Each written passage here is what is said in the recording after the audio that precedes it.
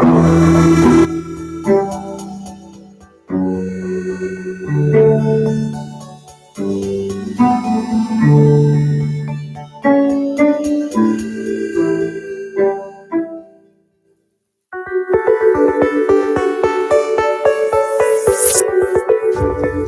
you for joining us. The Carroll City Council meeting will begin at 5:15.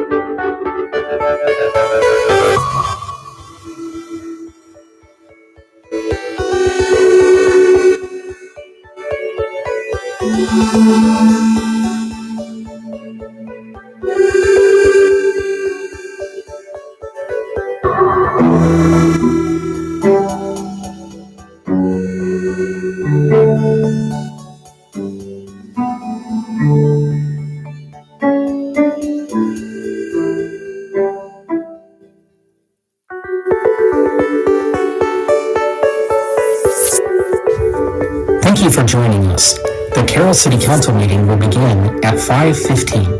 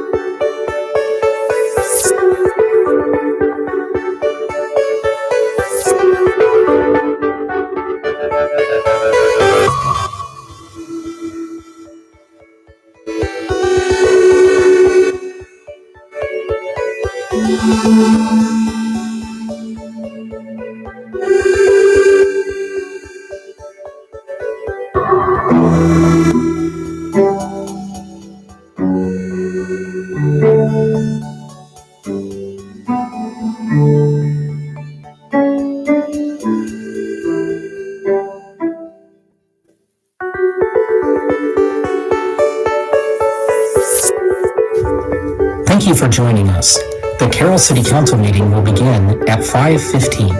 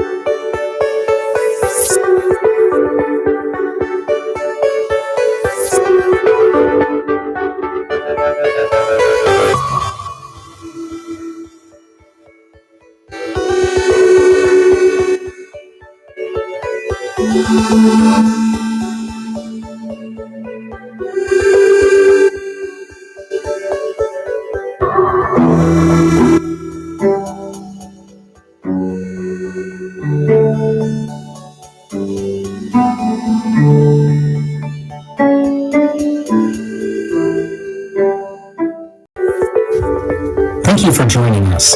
The Carroll City Council meeting will begin at 5:15.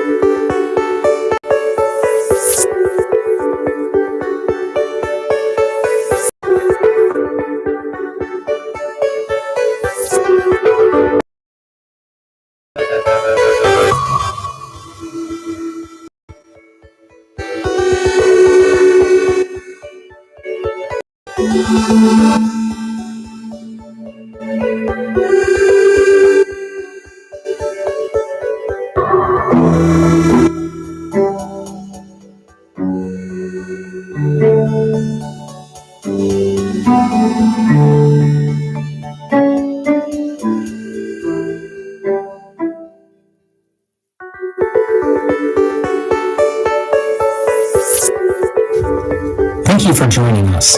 The Carroll City Council meeting will begin at 5:15.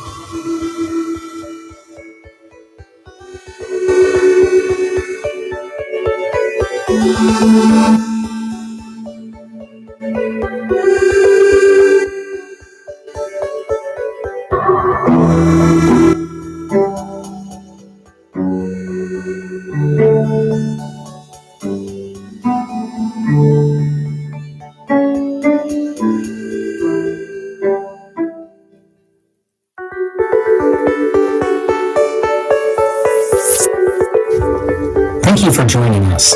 The Carroll City Council meeting will begin at 5:15.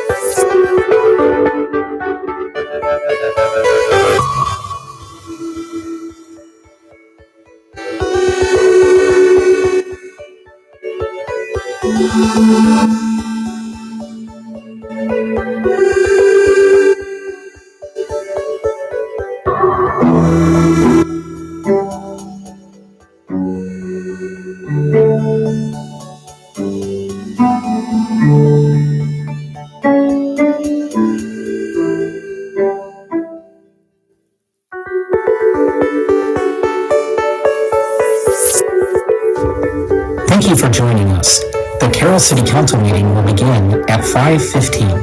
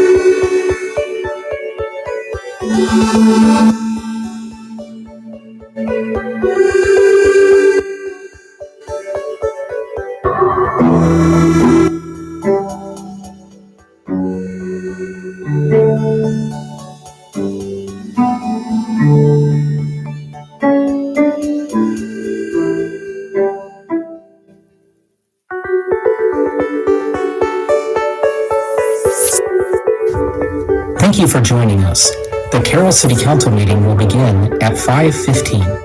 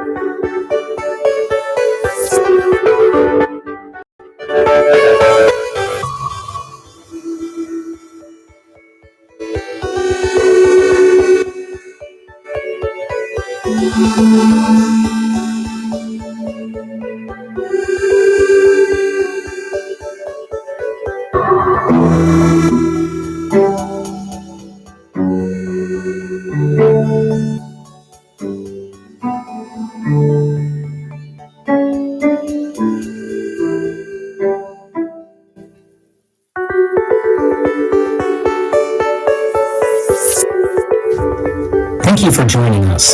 The Carroll City Council meeting will begin at 5:15.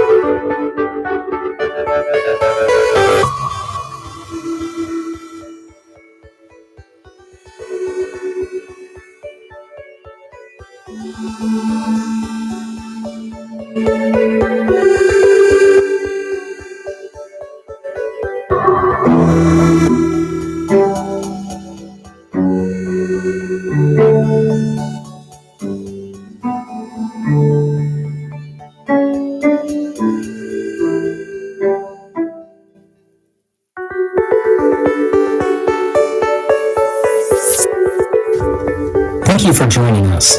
The Carroll City Council meeting will begin at 5:15.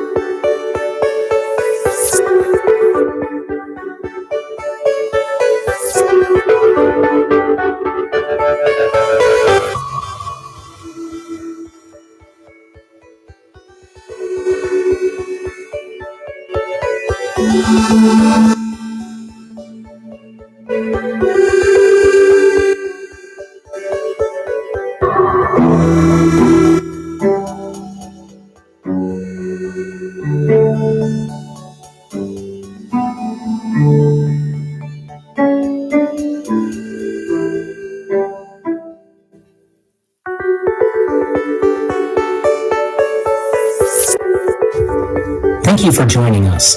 The Carroll City Council meeting will begin at 5:15.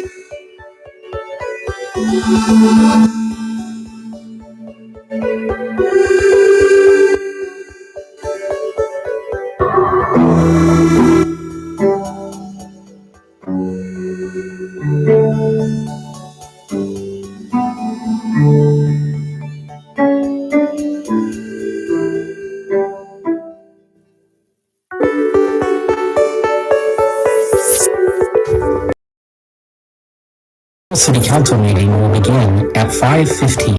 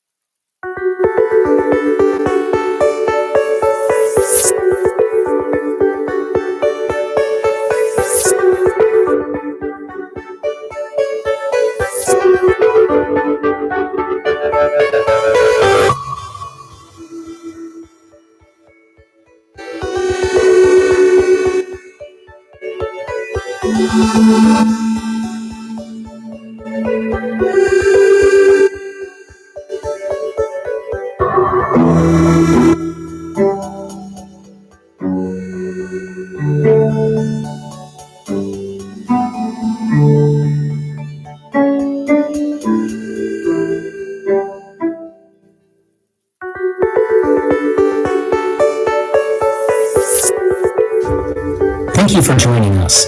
The Carroll City Council meeting will begin at 5:15.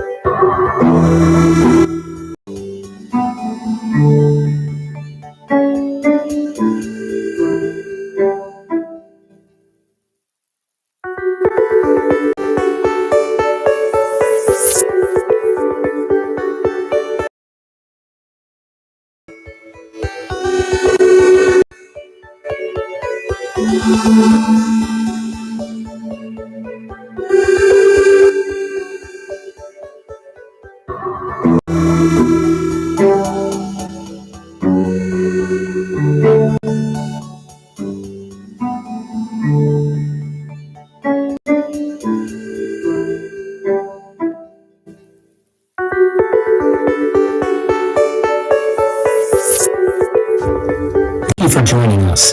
The Carroll City Council meeting will begin at 5:15.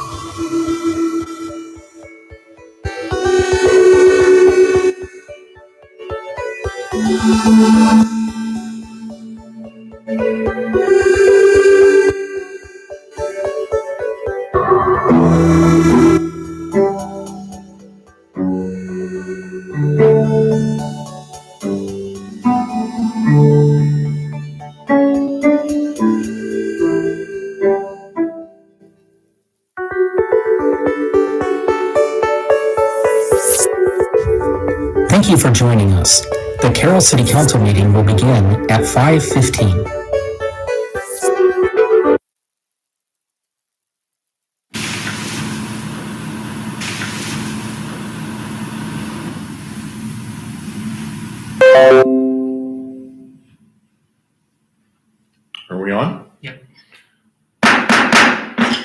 Welcome, everyone. It is 5:15 on Monday, March 22nd, 2021, and the Carroll City Council meeting is now in session. Will everyone please rise for the Pledge of Allegiance?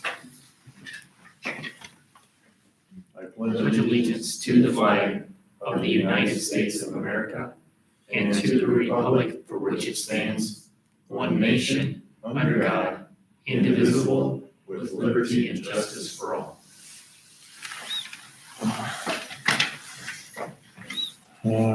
First item is roll call, and note that Councilman Fleshner and Councilman Dirks are absent.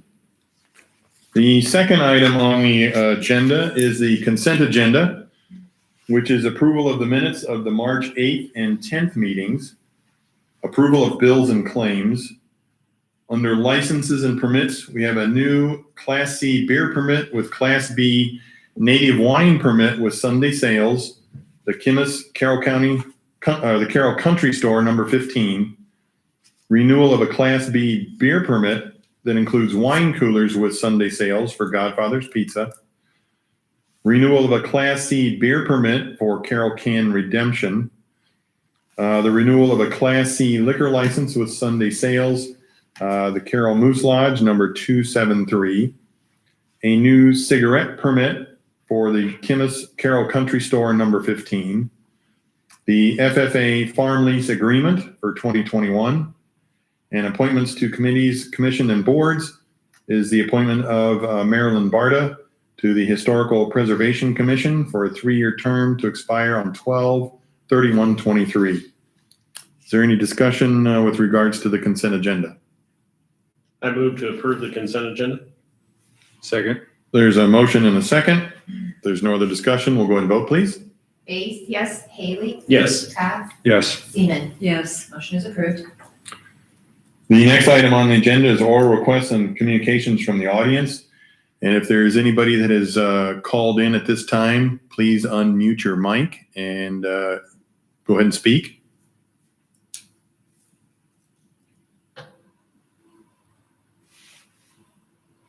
Not seeing any. Did you have something you wanted to add, Clay?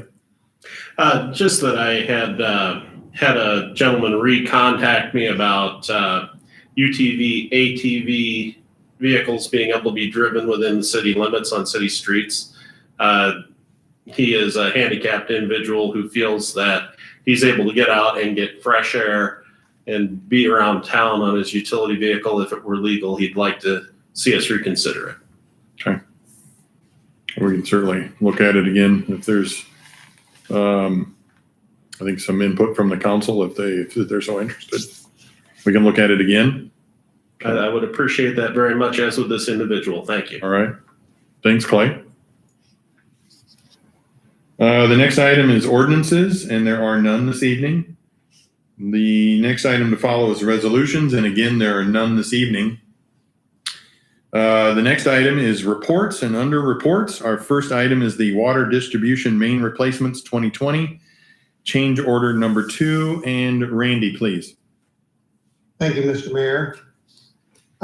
Change order number 2 has been prepared for the water distribution main replacement to incorporate a couple of work change directives, number 1 and 2, that you had previously authorized.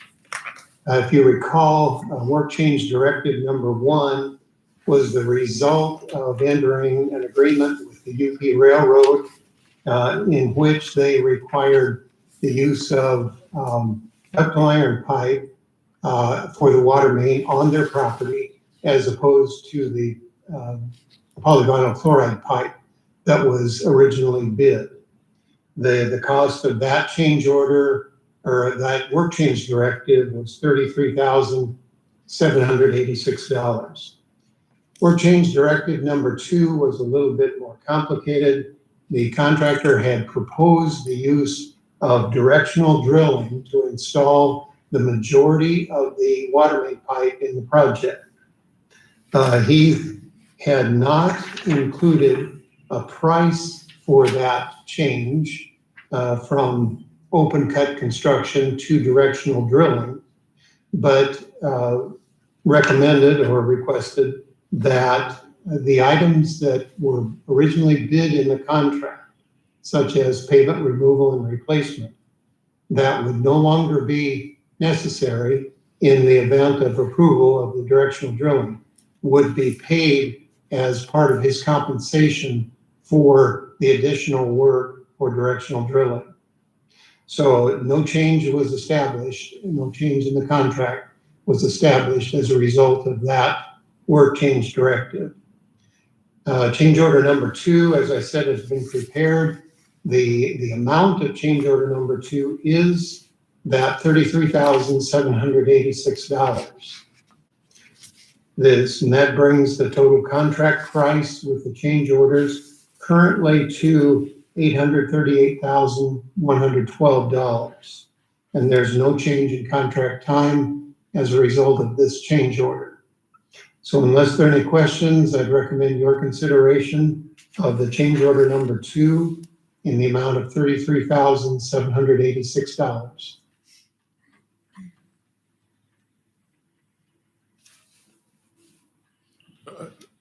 Do we, what about for the cost of the PVC pipe? That just never, were never purchased? No, that price is the price for the PVC pipe. That's the price change. The item that's not included in here is a definitive price for the directional drilling portion of the project. Right, so it was just the difference from the PVC cost to the ductile iron pipe then? Yes, the $33,786. Right. Mm-hmm. Yep. The iron makes sense to me. If they're going underneath railroad tracks, I think over a while that PVC is probably going to crack. That would be my thought, but I don't know. Okay. Randy, could you tell us Makes a sense to little me. bit about the process of directional boring? I heard there might have been some synergies from that process being used as opposed to open trench. Sure. Yeah, we believe that that proposal by the contractor and the work by the contractor was probably pretty successful. We didn't get almost no complaints from adjacent residents. They were able to maintain traffic in and out of driveways, most of the driveways, most of the time. So, and it went in quickly. The contractor really went to work and really timely installed all that piping. So, in the bottom line, I believe that his proposal was really beneficial to the project, and it's probably something that should be certainly looked at closely for future water main installation. Thank you. Mm-hmm. Yeah, because that 3rd Street was really tore up when they did that project. So, are there any other questions for Randy? If not, I'll look for a motion to accept the change order number 2 to the water distribution main replacement 2020 project contract in the amount of $33,786. So moved. Second. There's a motion and a second. If there's no other discussion, we'll go ahead and vote, please. Seaman? Yes. Space? Yes. Haley? Yes. Cox? Yes. Motion is approved. Thank you. The second item is the water supply well replacement 2020 certificate of substantial completion. And Randy, please. Thank you, Mr. Mayor. The contractor Sergeant Drilling has substantially completed the water supply well replacement project. That's the construction of the city's well number 20. That substantial completion date was March 10th of 2021. Change order number 2 did establish a contract substantial completion date of February 2nd, 2021, and a second date that was termed ready for final payment of March 4th, 2021. That contract also included liquidated damages in the amount of $500 per day for each day that the contract was not completed from those established contract times. However, on February 3rd, the city did resample the well number 20, the new well number 20, and submitted those samples for analysis. That analysis was very critical in verifying water quality parameters prior to putting the well into production. That water analysis had some exotic chemicals in it, and it was kind of a long way out in receiving results. At last notification, the estimate was to be March 19th. And we did not receive the results of those analysis on last Friday, and had not received them as of today. But because the city had delayed the use, or had to delay the use of the well number 20 pending those results, we're recommending at this time that liquidated damages not be assessed to the contractor based on the substantial completion. However, the contract also has a ready for final payment provision, and the contractor will not be ready for final payment until completion of his grading and seeding this spring. Seeding by specification is required to be completed by May 31st. Because of the sensitivity of the location of that project within the Rolling Hills Park, we're recommending that if the contractor does not complete that seeding by May 31, that the discussion of liquidated damages be reopened and reviewed. Unless there are any questions, I'd recommend your consideration of acceptance of the certificate of substantial completion for the well number 20 project. But he won't get his final payment till May 31st? Actually, he'll get his final payment. It'll be issued at least 30 days after his final completion. Okay.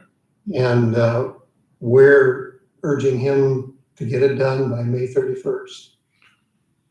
Do you know why the results were delayed? Yeah. Oh, those results, because they weren't really delayed. It was because of the type of chemicals that we requested be analyzed. Oh. And that analysis takes about 30 days to do. Okay. So the delay was because of our request to do due diligence, assuring we have potable water from the new well. Yes, it was. Any other questions for Randy? If not, I'll look for a motion to accept the certificate of substantial completion for the water supply well replacement 2020 project. So moved. Second. There's a motion and a second. If there's no other discussion, we'll go ahead and vote, please. Base? Yes. Seaman? Yes. Haley? Yes. Cox? Yes. Motion is approved. Thank you. The final item under reports is the service line warranty program. And Randy, please. Thank you, Mr. Mayor. We're joined tonight by Ashley Shaworski. She is with HomeServe Corporation. I'll go through just a general introduction, and then we can open it up for questions to Ashley, your questions to her. Anyway, HomeServe is the administrator for the National League of Cities Service Line Warranty Program. And they have contacted the city to determine your interest in entering an agreement with them to provide the opportunity for residents to purchase service line warranty products. The National League of Cities program is a partnership with HomeServe Company to provide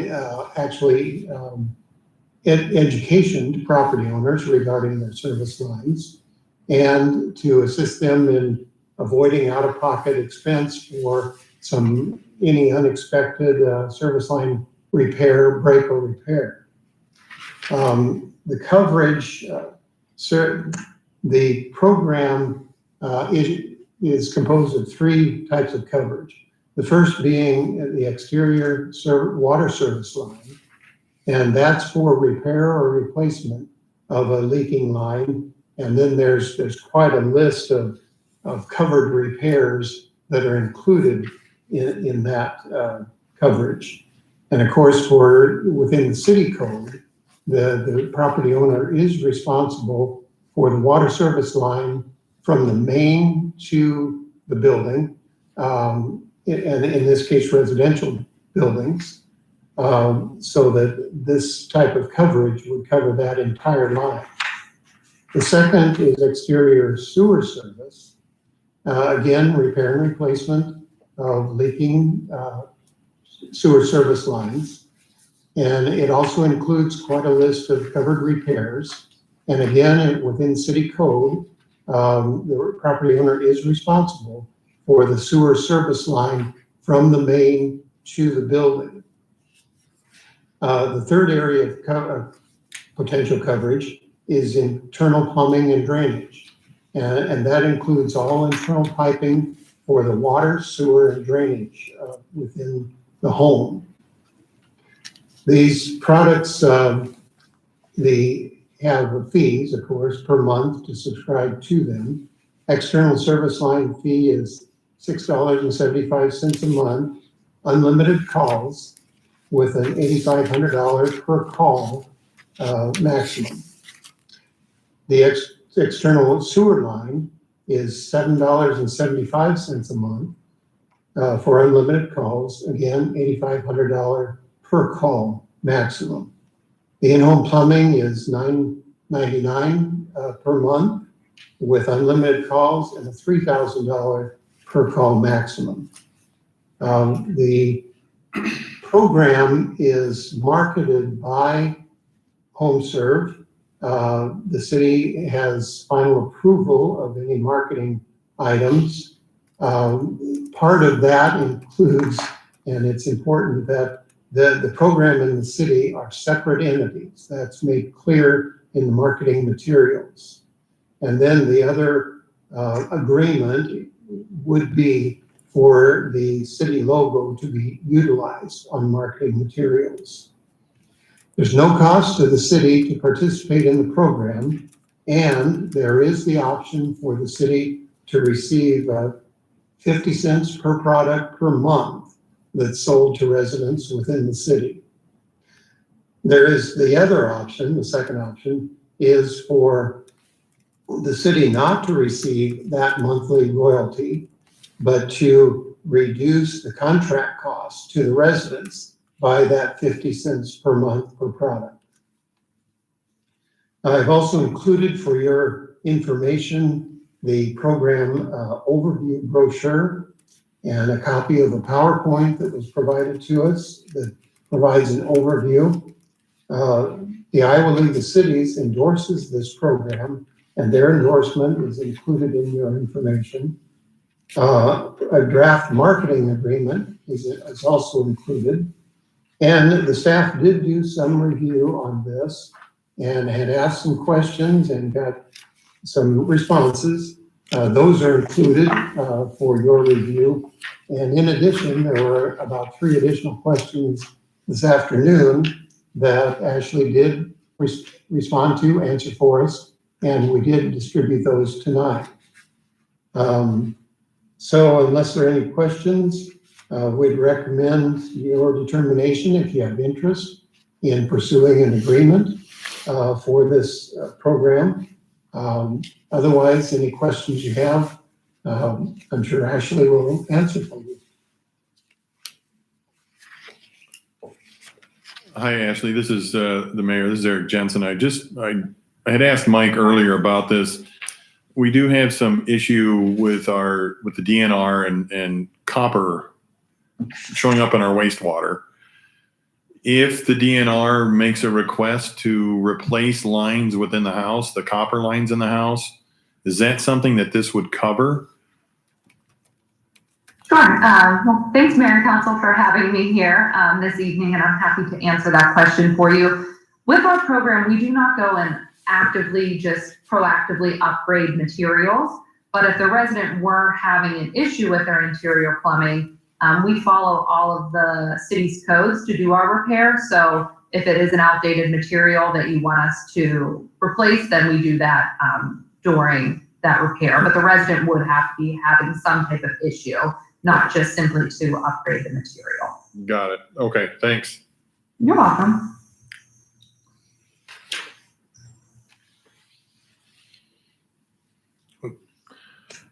Do you have a question, Clay?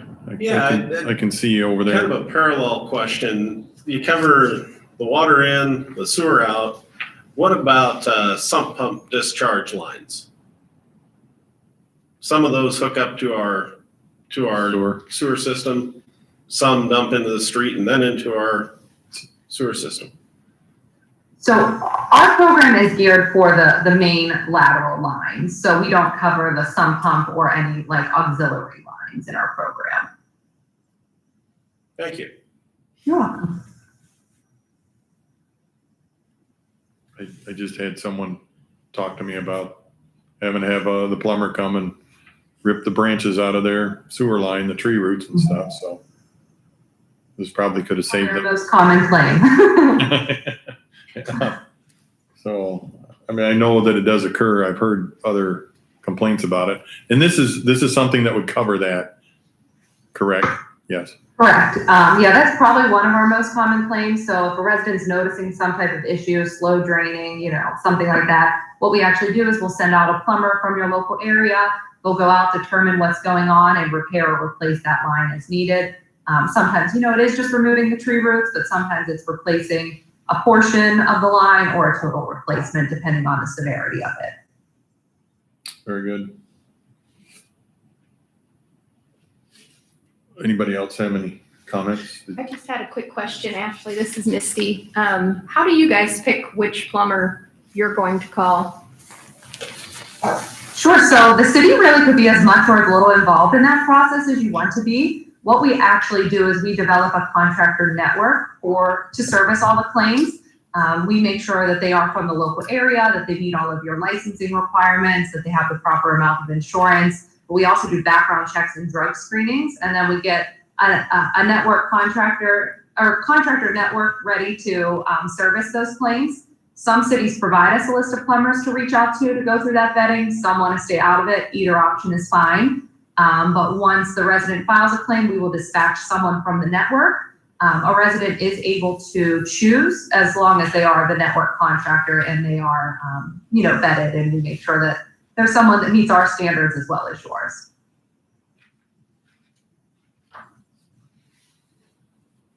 So one of the benefits that I really liked about this was the education piece of it, where homeowners can now have an opportunity to learn better that they are liable for that connection to the main lines.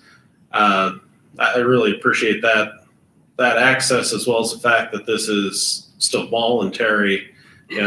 We're not forcing this upon anyone. They can choose if they like to buy the coverages at whatever level they desire. Is that correct? Yes, that is correct. And that's the same thing what I think is the best benefit about our program. The letter that we do send out is the beginning is educational. It has a diagram so they know which portion of the line that we're talking about. So that way, even if they don't enroll, at least now they know exactly what their service line responsibility is. And yes, our program is 100% voluntary. We always clearly state that in our letter. As well as Randy said, we never send anything out without your review and approval prior. And I always kind of think you're just giving the residents an option that they otherwise would not have. But again, we have no minimum participation and it is 100% voluntary for that resident. And I think I saw the answer. This is only for residential. It's not commercial, correct? That is correct, yes. That's what I thought I saw. Okay. Just to kind of follow on with what Clay said, I do like the education piece. I guess my only concern would be on the marketing sign with the Carroll logo. I would really be concerned that people would be confused that this is something that the city is offering, or be calling City Hall to try and get, coverage of stuff, and having to explain that would have to be passed on to these guys. So that's just one concern. And then The other one we had kind of talked a little bit about was I'd almost like to see that 50 cents passed on to the customer rather than us getting a kickback on that. The 50-cent thing, I would, if we went through with that, then my recommendation would be we figure out where to use that money so it's earmarked for something for upgrades to the sewer system or something like that. But that it's not just floating around out there, that we have it and keep track of it. But if we don't do the 50 cents, it's more that the residents get a say. I'm fine with that. I think that'd be a good idea. Yeah, I agree. Give the money back to the people. We don't need it. Ashley, No, go ahead. Ashley, this is Carolyn, and your sample indicates that the city can preview your marketing materials. And have you found, like, getting back to Mike's statement, have you found that any of them have been confusing, or have you worked that out with the cities you've listed? How that is a concern of mine also. So the previewing, what can you explain how that process works when you work with the city to preview your marketing? Sure. Yes, with all of our marketing letters, we actually would customize that specifically for the city, and then send that over to you for your review and approval. We work out a kind of template, but obviously we now have 99 partners in Iowa. We take their advice, and our letter has continually evolved. But it's nothing that's set in stone. We work with you. We want to make sure that it's something that you all there are happy with, and that you know exactly what your residents are receiving. We go through revisions, and again, we never send anything out without your review and approval prior. And we do that before every time we send out a letter. We know you might get some feedback after the first mailer, and then we can update that. It is inevitable the city will just get a few calls from our feedback. Most of them are just verifying that this is a program that you're participating in, just because it is something new. But we will work with you, and we can be as much, or provide the city with as much information as they want prior to that launch, where some of our partners, we will work with you and we can give you information for social media or your website. A lot of people might get the letter and that might be the first place they go, even though it says, we're a separate company and it's optional. That way, they'll go there, they'll see, oh yes, this is a program that you are participating in. We can issue a press release in any media source of your choice, just really getting the heads up to any residents that this letter is coming, this is a new program, but most importantly, to call us with any type of questions. And we've really come to find that really helps to eliminate a lot of those calls. But from our feedback, the majority of the calls are just checking, is this a program that you are really participating in? Okay, thank you. That helps. You're welcome. I got Go ahead, Randy. Okay. Yeah, I can add just a little bit from what I learned speaking with the city of Manning and the city of Marshalltown. They both appreciated and mentioned they appreciated the educational part of the program. Also, they said, early in the program, after first contacts were made, there were calls to City Hall, but most of them were just checking to make the distinction between the program and the city. And then they did say that after that first contact, those calls really tapered off a lot, so that people became educated on their responsibilities for service line, and the fact that the city was, helping promote, but a separate entity to the program. Well, and it is nice that this is so well supported by national as well as state level, and then goes for local buy-in as well. I appreciate that too. Mr. Pogge Weaver, I have a question for you, maybe to research. As I read, we give a list of our current customers, I guess I would say, to this company to contact them. I'd want to make sure that we're not passing along any non-public information or anything that we shouldn't be. Yeah, we wouldn't be sending only public information, but we would send. Sure, address and name and address, I suspect. Okay, thank you. And I was gonna say, I can just also touch upon that, Mayor. With our program, we recommend if the city can provide the mailing list, just because that's the most accurate, but it's not a requirement of the program. If you don't want to or unable to, we just go through our own channels and purchase a mailing list through public record. But yes, the only information we need is name and property address. Very good. So one thing back on the logo too, just a question is, my fear is just kind of an ad hoc endorsement, and just if that sets us up for any potential liability or anything, or, just, I don't know, I'm just a little bit leery of a private business using the Carroll logo. And then does that open the door to any other business that would like to use our logo, and do we have issues with that? And so those are just my kind of concerns with that. Do we have anybody else that uses it? That you know of? Not that I know of. I mean, originally it was, I believe, developed by the chamber. But who else uses it? I believe we're. That's what I was thinking. I was using it thinking right the now. chamber that more or less brought it up. Guys, it's not trademarked or anything, is it? No. Not that I'm aware of. Now, 10 people will go trademark it tonight, but Yeah, and there again, I do like the program an awful lot. I really just want to make sure that the city's hands don't appear to be tied into it, other than supporting it.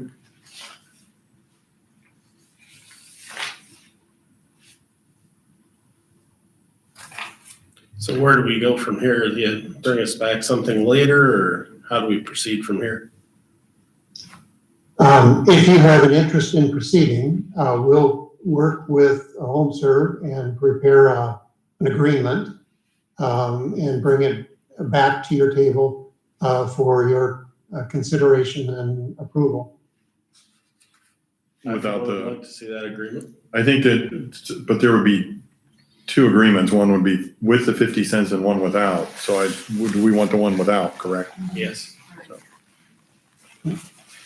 Okay, Is everybody else okay with bringing this back to look at the contract and see what it is precisely? Oh, and then it gives the two that aren't here tonight too, chance to weigh in. Well, and get us a little public comment too, please. And then maybe I don't know if Ashley, if you could maybe print off something that you would send to a resident with the logo on it or whatever, and have us look at something like that, just to make sure with that. Yeah. Would that be easy, Mike? What I'll do is I can give Randy some copies of some other Iowa cities, what they're using, so that can kind of give you an idea. Right, And okay. also have a template that we work out of, so I'll send him both of those. Okay, thanks. That'd be appreciated. You're welcome. So do you want to just to get this ready for the next meeting then, Mike? Will that work? we can do that. Okay, or Randy, I guess Randy's, I guess, is in charge of this one, so, okay. Thank you, Ashley. I appreciate your time. Yeah, thank you all for having me. If you think of anything else, I'm happy to answer them. Thanks, Randy. thank you.